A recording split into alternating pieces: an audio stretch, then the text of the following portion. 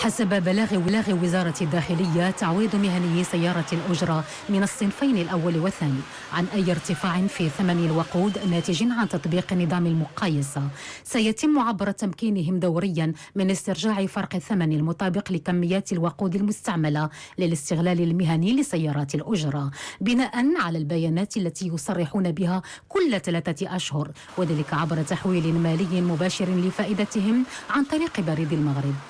الهدف من الإجراء، يضيف البلاغ، ضمان استقرار كلفة الاستغلال والتعرفة الخاصة للنقل بسيارة الأجرة حفاظا على مصالح المهنيين والمواطنين مستعملي هذه الخدمة.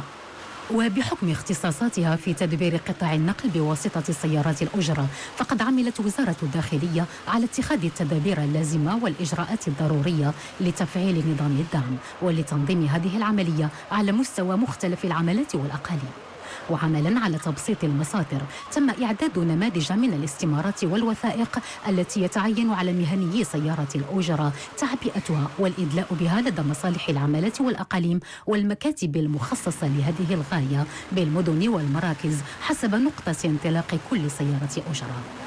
هذه الاستمارات والبيانات المدلى بها ستمكن من تحيين قاعدة المعلومات المتعلقة بسيارات الأجرة وبالمهنيين العاملين في القطاع، وضبط لائحة المستفيدين من دعم المحروقات، وتحديد مبلغ الدعم لكل مستفيد بناء على المعلومات الخاصة باستغلال سيارة الأجرة وبكمية الوقود المستعملة.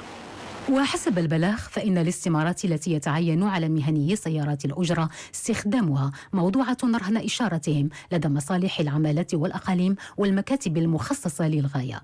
كما تم إطلاق بوابة إلكترونية خاصة بمهنيي سيارات الأجرة حول تدبير عملية الدعم، يمكن الولوج إليها عبر الموقع الإلكتروني www.sctaxi.ma.